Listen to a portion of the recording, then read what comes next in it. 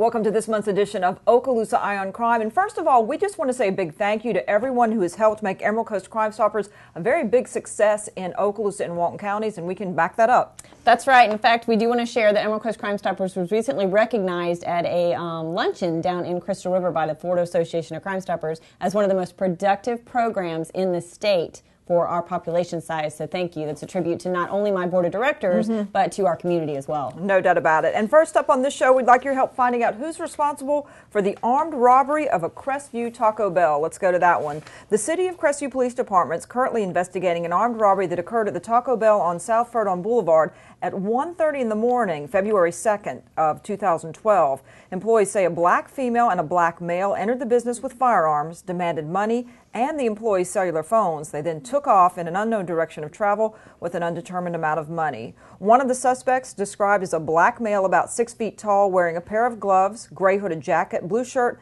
and had a blue bandana concealing his face. The female, about 5 foot 8 inches tall, was wearing all black clothing and gloves with a white undershirt. She was also wearing sunglasses and concealing her face with a blue bandana as well. So if you have any information on that case, Crestview Police Department or, of course, Emerald Coast Crime Stoppers at 863-TIPS. And next up, the Sheriff's Office and the Florida Department of Law Enforcement are investigating the mysterious disappearance of a Fort Walton Beach woman. This actually happened back in October of 2011. She was last seen, I believe it was October 18th. Now, on October 19th, a text message was reportedly sent from her and was received by several of her friends stating she had left Fort Walton Beach to do something she'd always wanted to do. Now, there wasn't any additional information, but her vehicle was located at Northwest Florida Regional Airport on October 21st of 2011.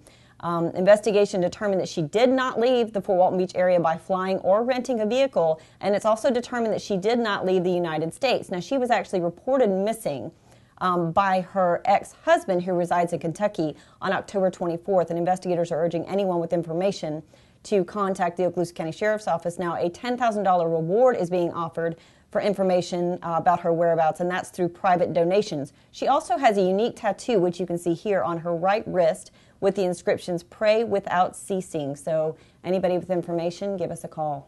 And there's a lot of concern about her because some things are definitely, they said, out of character for her not to be in touch with her other child up in Kentucky. So we're really hoping that somebody out there knows something about the disappearance of Miss Carlson. Next up, however, Emerald Coast Crime Stoppers and the Sheriff's Office are seeking information on an armed robbery that took place back on December 11th, 2012 at a convenience store in Fort Walton Beach. Deputies responded to the Ritz food store on North Beale Parkway at about 11 p.m., and the clerk there said a black man had entered the store, came to the counter and pulled out a gun and placed the barrel of the gun on the counter. The clerk did hand the suspect money, and the man left the store heading south on Beale. The suspect is described as about 6 feet tall, 160 to 170 pounds, and he was wearing a red sweater, a sweatshirt, and dark-colored pants. He also was wearing a multicolored toboggan with tassels, and he had his shirt pulled up over his mouth. So anybody with information on that, please contact the Sheriff's Office or Emerald Coast Crime Stoppers. And next up, investigators are seeking information about a reported home invasion robbery that occurred at a residence on Boulevard de l'Orleans over in Mary Esther back on January 29th. The two victims stated they were watching television at about 11:15 in the evening when a man with a knife came in through the back door and demanded money. He took off with cash and wallets. Out the back door, he's described as a fair-skinned white male about 5'8" or 5'9" with a thin build. He was wearing gray sweatpants and a brown beige flannel button-up shirt with sneakers. He was also wearing black gloves, a hat, and a scarf or a mask covering his face, except for his eyes, which the victim said were possibly blue. So no photos available, but if anybody has information about that case, which was pretty scary, give us a call. Scary situation for them, no doubt. Next up, from Walton County Sheriff's Office, we have a residential burglary that they're hoping to solve. In fact, there were two of them that occurred in Santa Rosa Beach. On December 2nd, two homes on Park Row Lane were burglarized and several large TVs were stolen. There was a four-door blue 2009 Jeep Wrangler Unlimited model with a soft black top that was also taken from one of the residences, and we have a photo of a Jeep that's similar to the one that was stolen during the burglary for you to take a look at. And also, the Walton County Sheriff's Office is investigating the theft of a lawn tractor in Freeport. This happened sometime between December 13th and 14th of last year. A Kubota zero-turn model ZG222 was stolen from a storage building at Murphy Oil Fuel Depot in Freeport. Now, the trailer is valued at approximately $5,000, and we do have a photo of a similar tractor to the one that was stolen. But anybody with information about the theft wants to be anonymous, give us a call at 863-TIPS. And next up from the Fort Walton Beach Police Department, we have a picture of a white female suspect who used a stolen credit card at the Walmart and QV stores in Fort Walton Beach back in December of 2012. She was driving what appeared to be an older model gold Toyota Camry. So if you can identify this woman, contact the Fort Walton Beach Police Department or Emerald Coast Crime Stoppers. And another one from the Fort Walton Beach Police Department. They're trying to identify this black male that used a stolen credit card at the Walmart in Fort Walton Beach, as well as the Tom Thumb on James Lee Boulevard recently. Now, the credit card was actually taken from a purse at the Block nightclub back on December 4th. Okay, and we also want to profile once again the Melissa Howard case. This is one that's been in the news repeatedly. We try to keep it out there and hope somebody's got some information about this murder that took place on January 6, 2006. She was a 35-year-old mother of 2 children, and she was killed in her Crestview home at 222 Tiffett Court. And as of this date, still trying to find her killer. She died from multiple stab wounds and blunt force trauma to the head. The Crestview Police Department is working with the Florida Department of Law Enforcement on the cold case investigation. So anyone with information on that is urged to please contact the FDLE, the Crestview Police Department, or Emerald Coast Crime Stoppers. And keep in mind, there is a reward of up to $1,000 for any information that helps lead to an arrest. And of course, you can always visit our website at emeraldcoastcrimestoppers.com and view some additional details about any of these cases, as well as some other cases. And photographs as well. Now, next up, 40 years ago in our area, a teenage girl was found murdered. She'd suffered blunt force trauma and was likely sexually assaulted now, but the file on that 40-year-old homicide is not dusty. Yes, that's right. It's being actively worked by Okaloosa County investigator Michael Smith, and it is the latest case for us to profile on Cold Case Chronicles.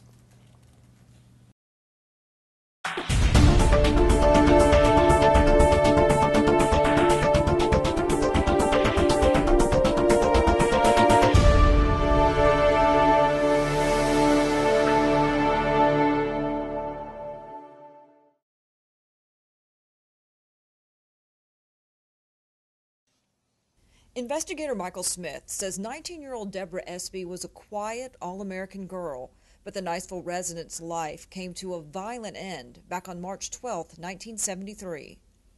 It started as a missing persons report.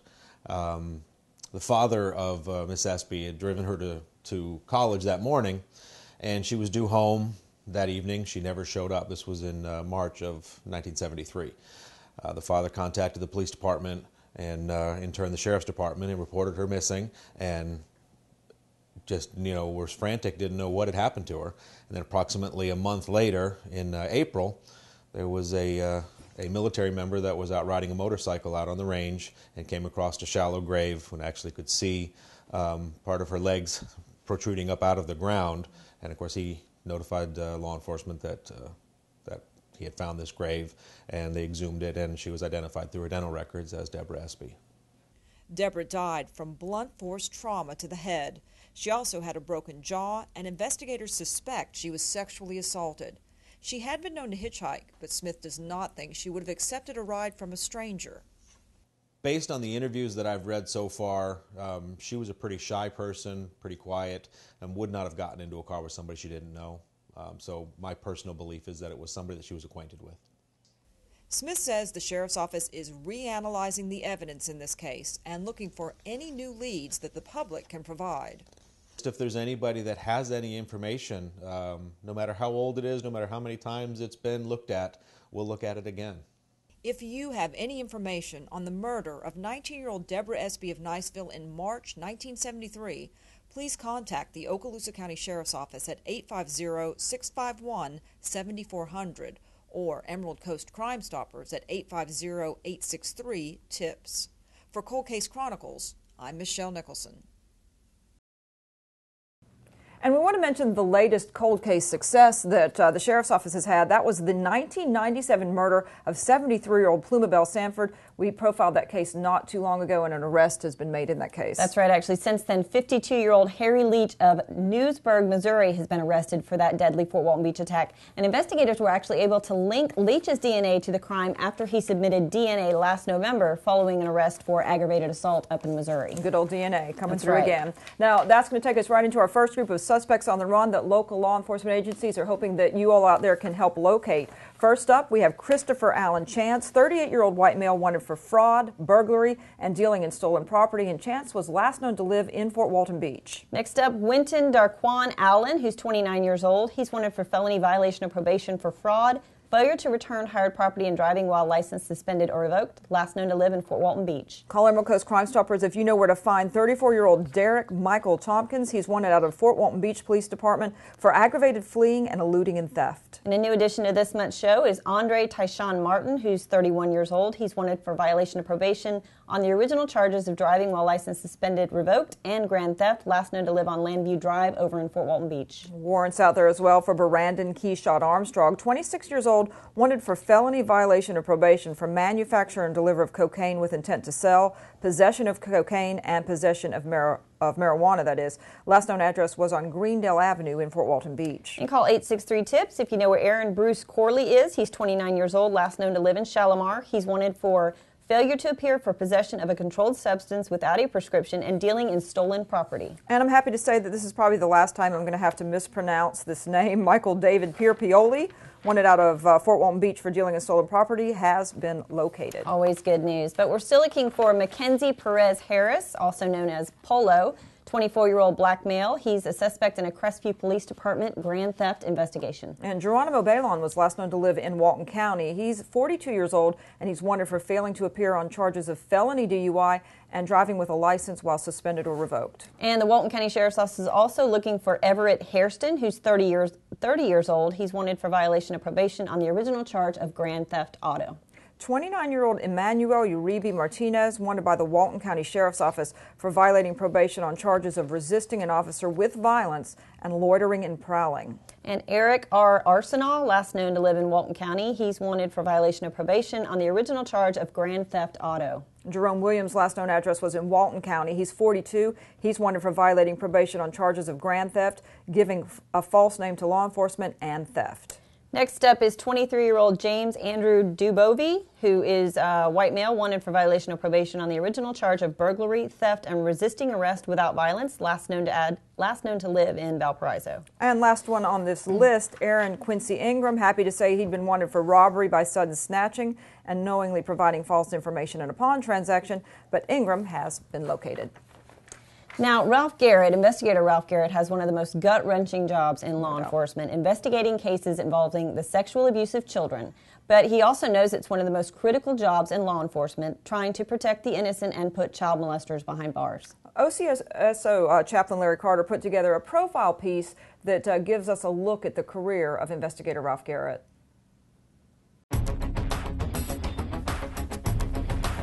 Our featured program today is called A Day with a Deputy. Crimes against children. And most times when we think of those kinds of crimes, we're thinking of neglect or some sort of abuse, maybe being locked in a car or underfed, or maybe some physical harm. And yes, those are heinous things anyone could do to a child.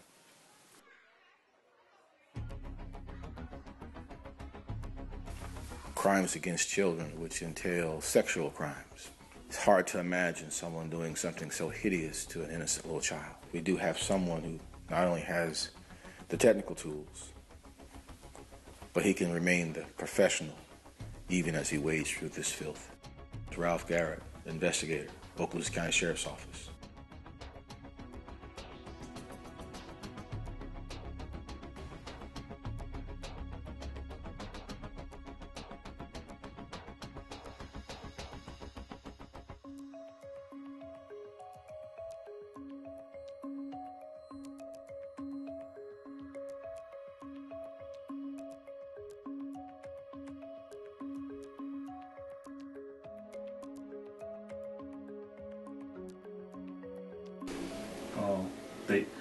The thing with crimes against children is that someone has to take care of these children, and there's not many of us that like to do that.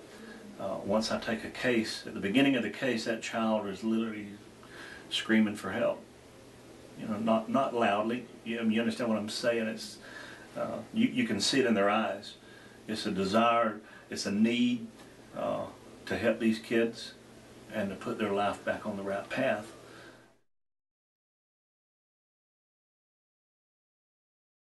Those discs so that if I need you to testify to those in court, you can? Yes. Okay, very good. Yep. Okay, very good. Investigator Garrett will pick up a case early on and start getting back with us, working with us in the prosecution office to make sure that we have the evidence that we need, the statements that we need to make sure we have a good, strong case. And then also being here at the CAC, we pull in DCF, we get to pull in the counselors that are working with the victims so that we have a better feel for what this child, this victim needs, and more importantly, what we need to go ahead and go forward with the case and prosecute. So we really do use teamwork a lot here, and that's where Investigator Garrett and the Sheriff's Office really, really are very, very supportive of us and what we do. Once I take the case, there's that hunger inside of me to take care of what needs to be taken care of, which includes putting the suspect in jail, if that's where he needs to be. And then you have the opportunity to watch these children turn around when they know that that threat's gone, and watch them begin to elevate again in life. The grades get back where they need to be in school, the attitudes, the conduct in school or in at home just corrects itself because they know that that problem has been taken care of.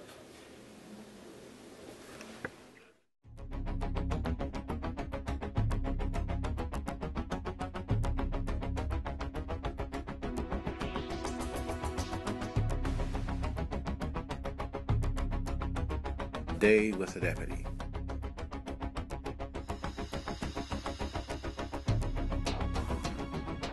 Despite working some 700 cases involving crimes against kids in just the past decade alone, Investigator Garrett tells us that he remains very passionate about the work that he does. It's amazing.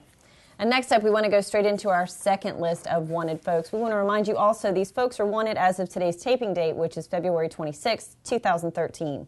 First up, Stephen Vance Cartwright. He's 49 years old, wanted by the Walton County Sheriff's Office for violation of probation on the original charges of grand theft. And we want to say thank you to the tipster out there who led law enforcement to Von John Myrick Monroe, captured thanks to a tip. But we're still looking for Damian Matthew Andrews, who's wanted for violation of probation on the original charges of possession of counterfeit bills, last known to live in Defeniac Springs. And Brad Rodney Doty remains on the list as well. He's 28, wanted for violating probation on charges of conspiracy to sell narcotics, possession of a controlled substance, and possession of drug paraphernalia. Doughty was last known to live in Niceville. 25-year-old Jason Michael Oliver, he's wanted for violation of probation on the original charges of grand theft and uttering a forged check. And 24-year-old Stephen George Bostick is wanted for fraud. A familiar face to the show is Harley William Johnson. He's wanted for violation of probation on the original charge of sale, manufacture, or deliver marijuana. Last known address was over in Mary Esther. And law enforcement is still also trying to track down Seth Michael Berger. He's 30 years old. Berger's wanted for failing to appear on a charge of neglecting a child without great harm, and he was last known to live in Mary Esther. Call 863-TIPS if you know where 46-year-old Melanie Renee Phillips is. She's wanted for sale of cocaine, last known to live in Fort Walton Beach. And the Fort Walton Beach Police Department's hoping to track down John Henry Bonner, who's 41, wanted for grand theft and violation of the Pawnbrokers Act. Daniel Wesley Arthur, 29-year-old white male, wanted for felony neglect of an elderly person or disabled adult without causing great bodily harm, possession of controlled substance by misrepresentation, fraud, forgery or deception, and theft. So quite a list there. And also over in the Pensacola area, that was the last known address for Andrew Vincent Aikman. He's 23 years old and he's wanted for larceny. And some more good news, Michael Eugene Demons has been located since our last show. Still looking though for Alexander Wise, wanted for violation of probation on charges of grand theft and misdemeanor fraud, last known to live over on McFarland Avenue in Fort Walton Beach. And we're still looking for Cassius Conan Weathersby, who's wanted for uttering a forged instrument, last known to live in Fort Walton Beach. 25-year-old Samuel Edward Thomas III, violating probation on charges of providing false information to a pawnbroker, false imprisonment, and grand theft. Last known address, Shalimar. James Michael Stange, 35-year-old, wanted for felony battery. And still looking for Stephen Smelly, 34-year-old white male, wanted for dealing in stolen property. And last but not least is Lonzel J. Knox. He's wanted by the Walton County Sheriff's Office for aggravated battery. And we'll move right now into taking a look at some very special awards that were given to some very dedicated law enforcement professionals in our area. Sheriff Ashley, re-elected to a new term, took time during the 2012 annual awards ceremony to swear in his personnel. We must commit ourselves to being the best educated, best trained, and best prepared law enforcement officers we can be. We must take our oaths literally, and with conviction, or not take them at all. And I will well and faithfully serve I will well and faithfully serve the duties of Deputy Sheriff the duties of Deputy Sheriff on which I'm about to enter. on which I am about to enter. So help me God. So help me God. And this was also a time to celebrate those sworn personnel who have served in such outstanding fashion, beginning with investigators Steve Huff and Todd Watkins, who earned the Law Enforcement Congressional Badge of Bravery for their actions on December 9th, 2011. Good morning. On that day, you both demonstrated tremendous courage as part of the United States Marshals Fugitive Task Force. After refusing repeated requests to surrender, a violent fugitive unexpectedly exited the residence and began shooting a firearm at law enforcement officers on site. Corporal Huff, you instinctively moved in to protect other law enforcement officers and engaged the fugitive in a firefight, in which I understand you sustained multiple gunshot wounds. In the end, the fugitive was mortally wounded and numerous lives were saved from this violent conduct by your bravery. Corporal Watkins, you instinctively moved in to protect other law enforcement officers and engaged in the firefight yourself. In the midst of the terrifying event, your colleague, Corporal Huff, was shot multiple times. You positioned yourself with a ballistic shield between the shooter and Corporal Huff until the gun battle was ended, and also provided aid to Corporal Huff. 1st District Congressman Jeff Miller presented the awards to both.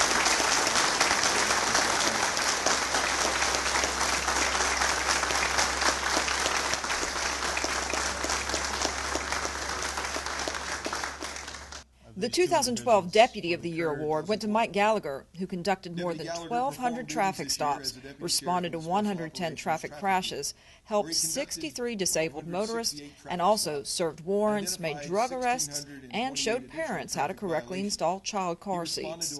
The Investigator of the Year is Neslie Suey Moore, not only for her work with the Economics Crime Unit, but for her success with the 1985 cold case homicide of Donald Tidwell. The suspect has since been arrested and transferred back to Okaloosa County on a murder charge. Investigator Suey Moore stated her drive in this case was to provide closure to the victim's father, who is 92 years old. Overall, the Sheriff's Office received more than 210,000 calls for service in 2012. Investigating a crime scene isn't as easy as they make it look on TV. Now, at a recent presentation by Okaloosa County Sheriff's Office crime scene investigator, some students from Baker learned just that. Gifted students from Baker School interested in crime scene investigation got an up-close look at what it's all about, thanks to Christy Hoffman and Lisa Huey of the Okaloosa County Sheriff's Office. The pair recently challenged students to piece together evidence at a staged crime scene, complete with a bloody handprint. The presentation was part of a career enrichment demonstration at Northwest Florida State College. That's what they did. They set up in their groups and they discussed how they would collect it and what pieces of evidence they would collect and why they would collect it. So you have to be methodical about it and think about what I need to do when I approach this scene and what I'm going to collect first. How am I going to document this scene? I go in with my written documents. I go in with my camera, I take my photos, I go in and decide, what I'm collecting first. There's been an explosion in interest in crime scene analysis thanks to popular law enforcement-centered dramas and documentaries on TV. In fact, that's what helped hook Baker School junior Brandon Engler. Shows like Criminal Minds and CSI and NCIS and all those kind of shows got me interested in it. Mostly I'm interested in behavioral science, more of the study of the people, like suspects, and questioning them and making psych profiles for them. Huey and Hoffman love to share information about what they do to help solve crimes, and to also let people know that unlike the one-hour TV dramas, analyzing the clues of a real-life crime scene can be time-consuming. It can take weeks for even good evidence like DNA to be processed and confirmed. I think there definitely is a lot more interest, and I think the more interest in it and the more that we can get out there, Christy and I can get out there and talk to the kids in the high schools and the colleges and even adults like the Citizens Academy, we talk to them to help them understand that it's not like TV. And if you get called to be on a jury, don't expect miracles to take place, because we're not going to always find fingerprints. We're not going to always find DNA. You're going to have to rely on other things too. So we're trying to make that CSI effect that we deal with when we go into the courtrooms a little more realistic. Our scenes can last anywhere from 2 hours or a week just depending how big the scene is, how involved the scene is, how many scenes we have, because we may not have just one scene. It's painstaking, detail-oriented hard work with no room for error. But with careful collection and analysis, the rewards of helping to put away the bad guy or girl are well worth the time and effort. So Lisa and Christy said the good thing is a lot more people wanting to go into that career field, but the bad thing is that they don't always have the proper perception about exactly what this job entails. It's, like you said, not as easy as it looks on TV, and certainly a lot more time-consuming. Not solved in an hour-long episode. No, right. Very, very methodical. And as she mentioned, you could have multiple crime scenes where you have to go from this one to the next one to the next, and it all takes a lot of time. They're very good at what they do, I'll say that, though. They are. Excellent. And I'd also like to end this show with a well done to my colleague here, Nicole, because she was recently recognized by Sheriff Larry Ashley with a Commendation Award, and that was because of her role in the success of Emerald Coast Crime Stoppers. Now, we told you at the beginning of the show that the program is recognized as one of the most productive in the state of Florida, serving a population of this size. But also, Nicole has helped coordinate the merging of the Okaloosa and Walton County Crime Stoppers programs. Not an easy task to do, but certainly has turned out fantastic. The Sheriff's Office, Major Peacock, Sheriff Ashley taking note of that and giving you the Commendation Award for that. So I just want to say good job. Yeah, and we do want to also mention we've got coming up a big fundraiser for Emerald Coast Crime Stoppers, and that is our 4th annual Crawfish Boil, which is going to be held at Uptown Station in Fort Walton Beach on April 20th. And we want to thank our sponsors as well already. We have Emerald Coast Funeral Home on board, PS Gifts has been a sponsor, and Southern Resorts Rental has also been a sponsor. So, but come on out and have some crawfish. Last year, if you were there, you know we give generous portions, and it's great. It's a good event, and of course, you're supporting a good cause. No doubt, because that money is then used to pay those tips that have helped in this show. We've had people that have been located thanks to tipsters, and that helps pay out that reward money. So that's going to do it for this month's edition. We will see you next time.